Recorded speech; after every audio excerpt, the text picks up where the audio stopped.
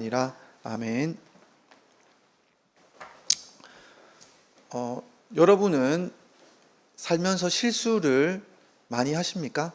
저는 실수를 많이 해서 때때로 실수가 이렇게 막 떠오를 때가 있어요. 이렇게 막 세수를 하거나 옷을 갈아입거나 이렇게 할 때 갑자기 막 이렇게 실수한 게 막 떠오르면 갑자기 막 한숨을 쉬거나 아니면 주여 이렇게 막 이야기할 때가 있어요. 그러면 아내랑 아이들이 무슨 일 있냐고 이렇게 막 물어보고 그러면 별거 아니라고 이렇게 말하고 넘기는데 계속 생각이 떠올라요. 이렇게 내가 실수했던 것들이 떠오르고 이러면 자학하고 스스로를 이렇게 힘들어하고 이런 모습들이 있거든요. 근데 여러분은 어떤지 모르겠지만 이 후회란 것에는 좋은 후회가 있고 나쁜 후회가 있습니다. 그래서 하나는 생산적인 후회가 있고 하나는 파괴적인 후회가 있어요. 그런데 오늘 말씀을 보다 보면 두 사람이 나옵니다. 한 사람은 생산적인 후회를 한 사람이고 한 사람은 자기 파괴적인 후회를 한 사람이 등장하게 됩니다. 그래서 우리는 오늘 본문 말씀을 보면서 어떤 후회가 좋은 후회이고 어떤 후회는 잘못된 후회인지를 살펴보고 우리가 어떻게 하나님 앞에서 이 후회를 회개로 이끌 수 있을지를 한번 살펴보도록 하겠습니다. 먼저 오늘 본문의 말씀을 보면 세 장면이 나오는데 이 세 장면은 전부 다 대조를 위해서 이루어진 장면들입니다. 첫 번째는 예수님의 재판이 나오고 두 번째는 베드로가 재판 아닌 재판을 받는 장면이 나와요. 그러니까 첫 번째 예수님의 재판과 베드로의 재판이 대조를 이루고 있습니다. 그 일부러 그렇게 쓰여 있어요. 그리고 또 베드로의 후회가 나오는데 이 베드로의 후회와 바로 이어서 가룟 유다의 후회가 나옵니다. 그러니까 이 둘도 서로 대조를 이루고 있습니다. 그러니까 오늘 이 본문을 보면서 우리가 두 가지를 봐야 되는데 하나는 예수님의 재판의 모습과 베드로의 재판을 통해서 우리가 이 본문이 알려주는 말씀이 있고 또 다른 부분은 베드로의 후회와 유다의 후회를 보면서 또 주시는 메시지를 우리가 살펴볼 필요가 있습니다. 자, 그런데 먼저 이제 살펴보면 예수님의 재판이 있는데 우리가 지난 시간 살펴봤죠? 예수님이 붙잡혔습니다. 검과 몽둥이로 들고 온 사람들에서 끌려가고 제자들은 다 도망갔어요. 그런데 예수님이 이 재판정에 가보니까 대제사장 가야바의 집들이었습니다. 그런데 갔더니 이미 재판할 준비가 다 돼 있어요. 가룟 유다와 이야기가 돼 있었기 때문에 이 사람들은 이미 재판할 준비가 돼 있었던 겁니다. 그래서 장로들과 서기관과 제사장들이 모두 모여서 재판할 준비가 밤에 이미 돼 있던 것을 봅니다. 그런데 이 사람들이 모여 있을 때 이 재판을 할 준비가 돼 있었는데 왜 이렇게 재판을 준비하려고 했냐면 이 사람들이 생각하는 재판의 결론은 정해져 있었어요. 그러니까 예수님을 사형에 처해야 했어요. 그런데 이 당시 그 재판법에 따르면 모든 재판은 유대인들이 할 수 있지만 사형은 로마인 법정에 가서 해야만 했어요. 그러니까 여기서 사형이 언도가 되면 누구에게로 가야 되냐면 빌라도 총독에게 가서 다시 재판을 받아야 되는 것이 그 당시 법에 된 바였습니다. 그러니까 이 사람들은 하루빨리 자신들이 사형을 언도하고 로마 법정으로 데려가고 싶은 마음이 정해져 있었던 거예요.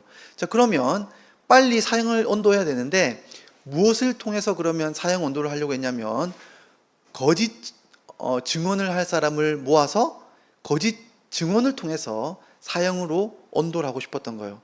그래서 이미 갔더니 많은 거짓 증언한 사람들이 모여 있었습니다.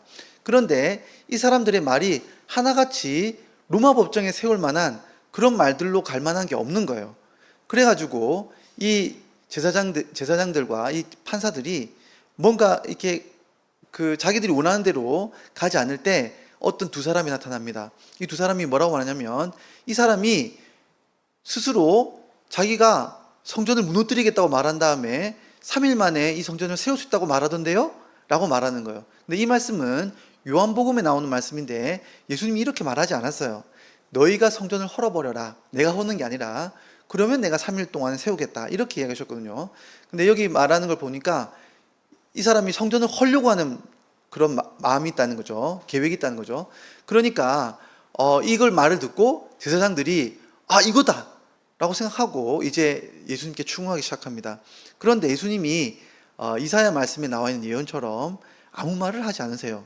그러니까 제사장이 아니 지금 죽을 위험에 처해 있다. 이 사람들이 증언하는 걸 네가 못 듣냐? 이렇게 이야기하니까 아무 말도 하지 않으니까 제사장이 직접 묻습니다. 뭐라고 묻냐면 너가 진짜 이제 하나님의 아들 그리스도인지 밝히 말해라.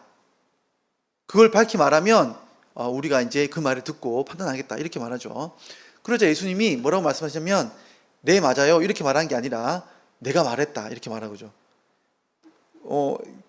재판장 위에서 말하는 거죠.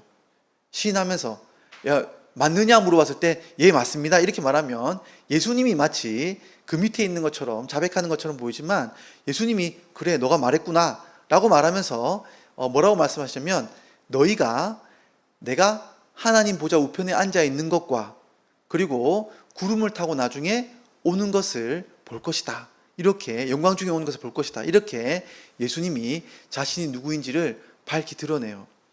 그렇게 말하니까 놀랍게도 이 사람들이 어떤 반응을 보입니까? 말하라고 해서 말했잖아요. 그런데 이 말을 듣자마자 이런 참담한 말을 한다. 들을 필요도 없다. 이제 이 사람이 신성모독을 했다. 하나님의 아들이라고 스스로 말했다. 그러므로 이제는 사형에 처해야 된다고 나는 생각하는데 너희는 어떻게 생각하느냐 하고 옆에 있는 사람들이 물어보니까 옆에 있는 사람들이 다 뭐라 그럽니까? 맞습니다. 우리도 사형에 해당한다고 생각합니다. 라고 하고 재판이 끝나버려요.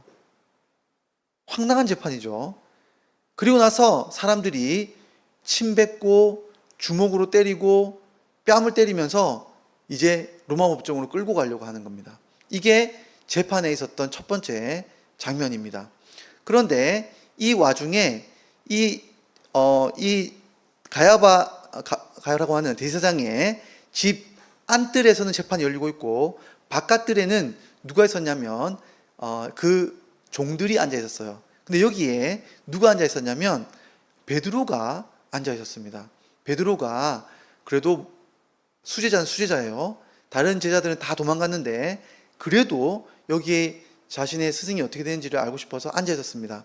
그런데 이 재판 가운데 어떤 일이 벌어지냐면 베드로를 추궁한 일도 동시에 일어나요.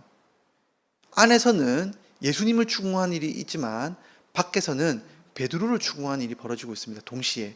그런데 이 베드로에게 누가 말하냐면 거기 있는 사람들이 다 종들인데 그 중에서도 가장 힘없는 여종 하나가 이 베드로에게 묻습니다. 너 갈릴리에서 예수님하고 같이 있는 거 본 것 같은데 너 그 사람 그 도당 아니냐? 이렇게 물어본 거죠. 그러니까 베드로가 일어섭니다. 이 성경의 표현들이 너무 생동감이 있어요. 이 말이 떨어지니까 베드로가 앉아있지 않고 일어서 가지고 문 쪽으로 걸어가요. 그러면서 뭐라 그럽니까? 얼렁뚱땅 둘러대는 거예요. 뭐라 그러냐면 나는 네가 무슨 말 하는지 모르겠어 하고 일어서요. 이제 문 쪽으로 가는데 또 다른 여종이 말합니다. 나사렛 예수 그 사람하고 너랑 같이 있는 거 내가 본 것 같은데? 라고 말하니까 베드로가 뭐라냐면 맹세를 해요. 여러분 맹세는 누구의 이름으로 하는 걸까요? 하나님의 이름으로 하는 거예요. 맹세를 하면서 베드로가 차마 예수님이란 이름을 말하지 못하고 내가 그 사람을 모르는 사람이야 라고 말하고는 갑니다. 그리고 이제 도망갔다 싶어서 진짜 제일 마지막에 있는 문 밖을 딱 나가려고 하는데 서 있던 사람들이 베드로에게 말합니다. 너 아까 말하는 거 들어보니까 갈릴리 사투리 쓰던데 너 진짜 예수랑 같이 있던 사람 맞네? 라고 하니까 베드로가 맹세를 하면서 예수님을 저주해요. 저주하는 말이 끝나기가 무섭게 닭이 웁니다. 그리고는 베드로가 문 밖을 나왔어요. 그리고는 예수님이 하신 말씀을 떠올린 거예요. 내가 오늘 밤에 닭 울기 전에 나를 3번 부인할 것이다 라는 말씀을 듣고 나서 베드로가 밖에 나가서 슬피 우는 장면이 두 번째 재판 장면입니다. 그러니까 예수님은 자신을 시인하고 이게 재판을 사형에 처해졌지만 베드로가 예수님 부인하고 살게 되는 일들이 두 번째 재판의 모습들을 보여주는 거죠. 그런데 이 재판을 과정에 놀랍게도 누구도 있었냐면 가룟 유다도 있었다고 말하고 있어요. 가룟 유다도 봤어요, 이 장면을. 그리고 가룟 유다는 이 재판 과정을 보면서 뭘 깨닫습니까? 예수님이 무죄한 사람이라는 것을 깨달아요. 예수님이 죄가 없다라는 것을 가룟 유다는 재판 과정을 보면서 깨닫습니다. 그래서 어떤 일을 하느냐? 자기가 정말 무죄한 피를 흘리는 범죄를 했다는 걸 깨닫고, 이 모든 문제가 어디서 비롯됐습니까? 돈 때문에 비롯된 거죠.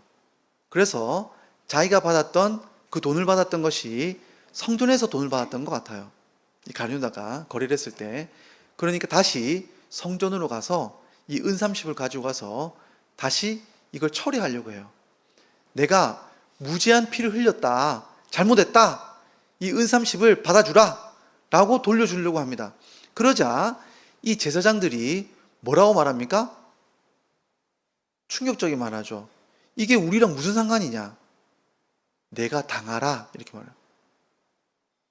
그 죄는 네가 당해라 라고 말합니다. 그러자 가룟 유다가 너무 분노하고 화가 나서, 이 자들의 모습에 화가 나서 성전고에 이 돈을 던져버리고는 나와요. 그리고는 어떻게 합니까?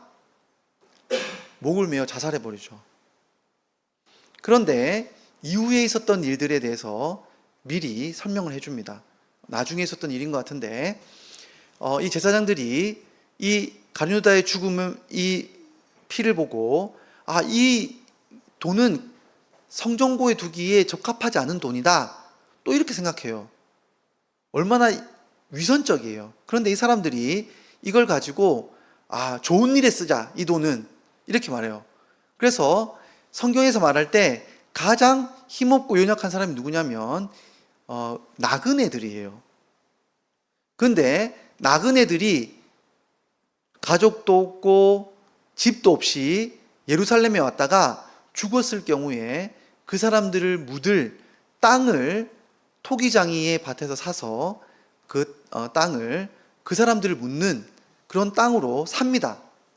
그런데 놀랍게도 여러분, 이 토기장이의 밭이 어디에 있냐면 게헨나라고 불리는 흰놈의 골짜기 있는 땅이에요. 여기가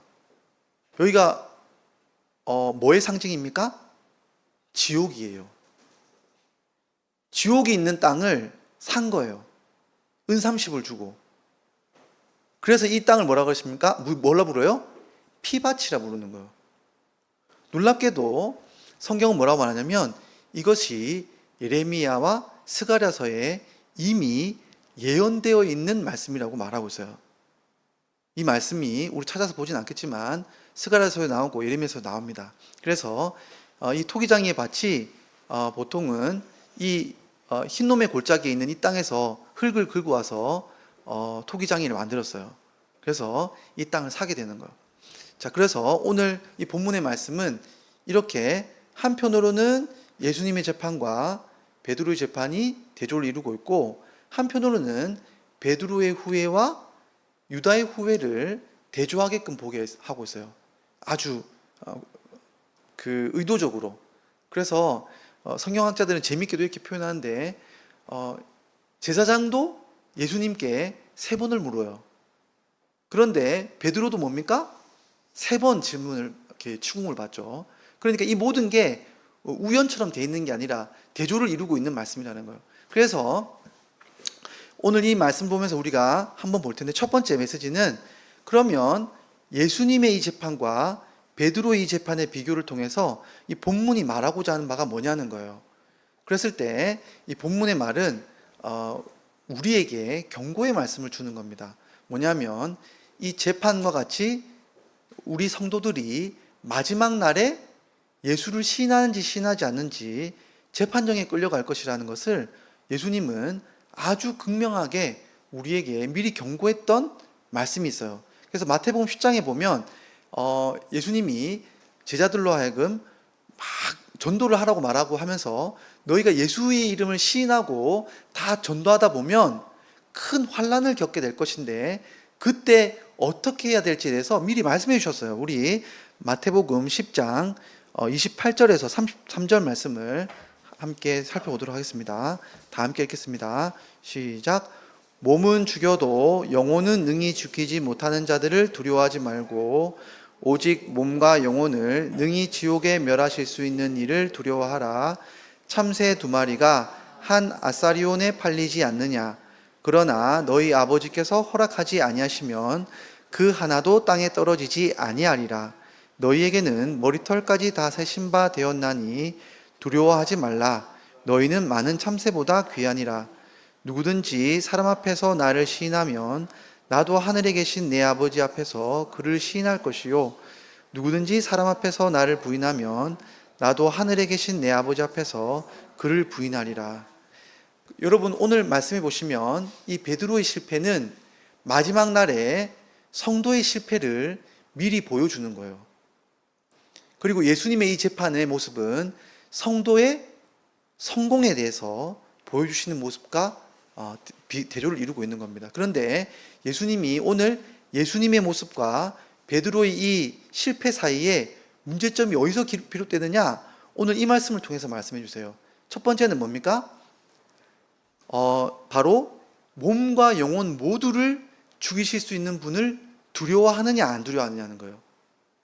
몸만 두려워하면 오늘 베드로는 자기 몸은 살렸어요. 예수님 부인하고 자기 몸은 살았고 나왔죠. 근데 어떻게 됐습니까? 영혼이 피폐해진 걸 알 수 있어요. 너무나 부끄러운 것을 알 수 있어요. 오늘 예수님은 몸과 영혼 모두를 주관하시는 생명의 주인이 누구신지를 알기 때문에 기꺼이 예수님이 누구신지를 드러내신 겁니다. 두 번째로 무슨 차이가 있냐면 하나님이 얼마나 우리를 끝까지 보호하시는지를, 누가 우리를 보호하는지를 믿으면 예수를 시인할 수 있고 그렇지 않으면 시인하지 못한다는 거예요. 베드로는 예수님이 끝까지 자기를 보호해 주실 것이라는 것들을 믿지 못하는 거예요. 그런데 오늘 예수님 뭐라고 말씀하십니까? 참새 한 마리도 하나님이 허락하지 않으시면 떨어지지 않는다. 너희가 마지막 날에 받게 될 그 환난이라고 하는 것이 아주 커 보이지만 실제로는 뭐예요? 하나님 보시기에는 작은 여종에 불과하다는 거예요. 그 정도의 심판에 불과하다는 거예요. 실제로 더 큰, 훨씬 큰 주권을 가지고 우리를 보호하시는 분이 누구라는 거예요? 예수님과 하나님이시라는 걸 믿으면 예수님을 담대히 신뢰할 수 있겠지만 베드로처럼 이 여종 하나에게 있는 그 권력에도 부끄러움과 두려움에 차 있으면, 보호하심이 없다고 생각하면 자기 몸 하나를 자기가 간수했나 생각해서 이 신앙을 놓치게 된다는 겁니다. 마지막으로 이 재판이 실제 큰 재판이 어디에 있는지를 봐야 돼요. 예수님은 이 재판 너머에 참된 하나님의 재판이 어디에 있는지를 보신 겁니다. 그런데 베드로는 지금 이 사적인 재판, 추궁의 재판을 너머에 있는 하나님의 재판정을 보지 못한 거예요. 예수님이 진짜 하늘에 계신 하나님 앞에서 너희가 이 땅에서 이 재판정에 나를 부인하면 하늘의 재판정에서 나도 너희를 부인하고, 이 땅에서 나를 시인하면 하늘에 있는 재판정에서 내가 너희를 시인할 거라고 하는 하늘놈의 재판정이 있다는 것을 보라는 겁니다. 이 세 가지를 볼 수 있는 사람은 예수를 시인할 것이고 그렇지 않으면 오늘 베드로처럼 실패할 거라는 거예요. 그래서 이 두 재판을 비교하시면서 예수님이 말씀하시는 겁니다. 진짜 참 승리의 재판을 보려면 이 세 가지의 믿음을 우리가 볼 수 있어야 승리한다는 거예요. 자, 그러면 베드로는 완전 실패했느냐? 아니죠. 베드로는 진짜 하나님 앞에서 실패했습니다. 그런데 놀랍게도 여러분, 베드로는 나중에 어떻게 됩니까? 하늘나라에서 12보좌에 앉아서 재판하고 다스리는 그런 사람이 돼요. 근데 여러분, 오늘 가룟 유다도 후회했지만 가룟 유다는 나중에 후에 어떻게 됩니까? 피밭이 자신의 값이 된 것처럼 예수님이 뭐라고 말씀하시냐면 후에 태어나지 않았으면 차라리 나을 뻔할 영원한 불심판에 들어갈 사람이라는 것을 예수님이 보여주시는 거예요. 똑같이 후회할 짓을 하고 예수를 부인하고 잘못된 일을 했지만 한 사람에게는 영광스러운 결과가 있는 반면에 한 사람은 영원한 불심판을 받게 되는 이 두 가지 극명한 차이가 어디에서 나냐는 겁니다. 첫 번째, 이 원인은 뭐냐면 베드로는 자기의 후회가 있을 때 예수님의 말씀을 기억했어요. 예수님의 용서의 말씀을 기억했지만 가룟 유다는 누구에게 가서 말을 들었습니까? 제사장에게 말을 들었어요. 그런데 여러분, 베드로가 들었던 이 말은 예수님이 너가 나를 세 번이나 부인할 것이라고 말하는 이 말은 예수님이 정죄하는 말씀이 아니에요. 예수님이 실패할 걸 알았지만 그날 저녁에 예수님이 베드로에게 뭘 주셨습니까? 자기 살과 피를 주신 거예요. 알면서도. 예수님이 베드로의 실패를 알면서도 어디로 데려가셨습니까? 기도의 자리에 데려가서 내 형제를 굳게 하라는 말씀을 들었던 거예요. 예수님이 베드로의 실패를 알면서도 제자들 전체에게 뭐라고 말씀하십니까? 내가 너희보다 먼저 갈릴리에 앞서가 있을 것이니까 거기서 만나자고 약속하신 거예요. 여러분, 오늘 예수님이 실패의 이 말씀은 정죄의 말씀이 아니라 회복의 말씀의 약속이었어요. 베드로는 자기의 실패를 이미 알고 계신 예수님도 기억했지만 그럼에도 불구하고 자기를 사랑했던 그 예수님의 용서의 약속의 말씀을 기억한 겁니다. 너무나 부끄러웠겠죠. 그럼에도 불구하고 자기를 사랑해줬던 예수님의 말씀을 들었기 때문에. 그러니까 베드로는 용서의 약속의 말씀을 들은 거예요. 그런데 여러분, 가룟 유다는 예수님의 말씀을 들은 게 아니라 누구의 말을 들었냐면 이 자기를 꿰매 빠지게 했던 이 제사장과 이 장로들의 말을 들으러 간 겁니다. 딜을 하러 간 거예요. 근데 여러분, 그런데 여기 있는 제사장과 이 장로들은 누구를 보여주냐면 마귀를 보여주는 사람들이에요. 마귀의 대언자입니다. 여러분, 우리가 속아서 죄를 지을 수도 있고 속아서 예수를 부인할 수도 있고 속아서 예수님에게 죄를 지을 수도 있어요. 그럴 때 우리가 마귀에게 가서 들을 수 있는 말은 뭐냐면 죽으라는 말이에요. 네 죄값을 네가 받으라는 말이에요. 여러분, 그 말을 들었기 때문에 자살한 거예요.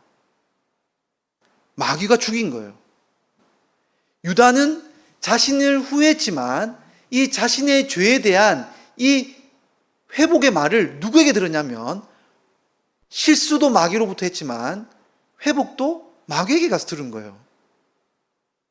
여러분, 우리의 죄값을 마귀에게 가서 들으면 죽으란 말밖에 듣지 못합니다. 이게 무서운 말이에요. 너무너무 무서운 거예요. 여러분, 자살이라고 하는 것이 자살한 사람이 무조건 지옥 간다 이렇게 말하는 게 아닙니다. 그런데 우리가 분명히 알 게 있어요. 자살은 속는 거예요. 마귀에게 속는 겁니다. 네가 당하라는 말이에요. 그래서 결과가 다른 겁니다. 두 번째로 무슨 차이가 있냐면 바로 베드로는 그 말씀을 듣고 결국 은혜를 붙잡았어요. 하지만 유다는 스스로 자신의 죄를 해결하려고 했어요. 유다는 여러분 자기 자신을 끝까지 사랑한 사람이에요. 여러분, 이 잘못을 고치려고 하는 것이 끝까지 자기를 포장하려는 노력이었어요. 자기 잘못을 어떻게든 메꿔보려는 노력이었어요. 예수님과 하나님 앞에 이 죄를 자백하고 하나님 앞에서 이 문제에 대해서 용서를 구한 이런 것들이 아니라 자기가 잘못한 것에 대해서 자기 애를 가지고 자기가 어떻게든 결과를 바꿔보려고 한 노력을 했다는 거예요. 여러분, 우리 죄의 결과는 결코 마귀가 이 역사를 돌려주지 않습니다. 한번 범죄하면 끝이에요. 우리가 바꿀 수 없습니다. 가서 은을 던지든 돌려놓고 예수님의 십자가를 회복시키려 하든 불가능한 일이에요. 그렇기 때문에 자기가 자기 값을 받으려고 자기 목숨을 내놓았지만 하나님은 유다의 이 목숨값을 안 받으셨다는 것이 너무나 큰 비극이에요.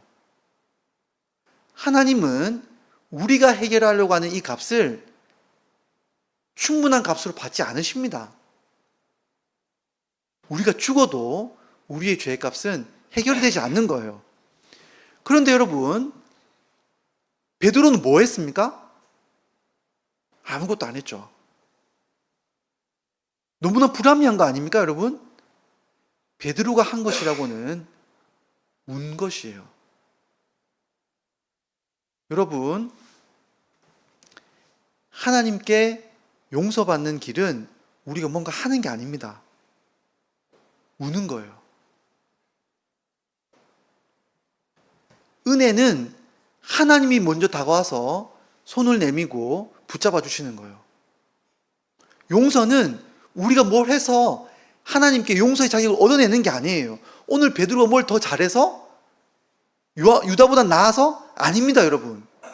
베드로의 행동에서 우리의 행동을 유추해낼 만한 뭔가를 끄집어내면 안 돼요. 베드로가 용서받았던 것은 예수님이 먼저 용서하겠다고 약속을 줬기 때문에 그래요. 베드로가 용서받으셨던 것은 예수님이 먼저 갈릴리에 찾아와 주셨기 때문에 그래요. 베드로가 한 것이라고는 운 것밖에 없습니다. 여러분, 은혜를 받는 건 우리가 우리 행동을 내려놓는 거예요. 그냥 우는 겁니다. 주님의 그 약속 앞에 우리가 얼마나 무익하고 우리의 행동으로 하나님 앞에 용서받을 수 없는 죄인인지를 그냥 우는 게 은혜 받는 길이에요. 그러니까 이거는 너무 이상한 거죠. 실제 자기 잘못을 뭔가 회복해 보려고 노력했던 가룟유다는 영원한 불못에 들어갔지만 그냥 아무 일도 안 하고 울었던 베드로는 하늘나라의 영광에 들어가는 겁니다. 마지막으로 여러분, 이것이 뭘 보여주느냐? 이 모든 일에 그리스도의 주권을 보여주는 거예요. 여러분, 누가 예수님을 마지막까지 시인할 수 있을까요? 그런 믿음을 가진 사람이 시인하는 것이 맞습니다. 그런데 그 믿음조차 누가 끌어가는 걸까요? 실패한 베드로까지 결국 용서해서 마지막 자리에 끌고 가신 것은 예수님이란 걸 보여주는 거예요. 누가 용서받는지, 누가 합당하게 하나님의 영광을 받는지는 우리가 선택하는 것이 아닙니다. 주님이 우리를 선택하신다면 마지막까지 우리를 그 자리에 끌고 가시는 분이 예수님이란 것을 오늘 본문은 말해주는 겁니다. 그러니까 누가 바로 하나님의 참된 예수를 시인한 사람이냐? 예수님 앞에 울고 용서받은 사람이 마지막 날에 예수를 시인할 사람입니다. 실패하지 않는 사람들이 아니에요. 정말 예수님의 사랑을 받고 울며 회개하는 사람, 그 사람에게 예수님이 그래, 내가 너를 영광스러운 자리로 이끌어 주겠다는 약속을 하는 겁니다. 주님이 시인하게 하시는 거예요. 그러므로 오늘 본문의 말씀을 보면서 우리가 두 가지 비교를 할 수 있는 거죠. 누가 마지막 날에 주를 시인할까요? 바로 베드로와 같이 우는 사람이, 용서를 받는 사람이 결국 예수님과 같이 나중에는 그리스도의 그 이름을 시인하고 그 능력을 시인하면서 넉넉히 주님의 나라에 들어가게 될 것을 우리는 오늘 본문을 통해서 배우게 되는 것입니다. 오늘 말씀을 기억하면서 주님, 우리가 정말로 울면서 주님의 사랑 앞에 회개하는 사람이 되기를 원합니다. 우리에게 눈물이 필요합니다. 주님, 주님의 사랑 앞에 울 수 있는 사람이 되게 해주십시오. 이 시간 함께 기도하며 나가도록 하겠습니다. 기도하겠습니다.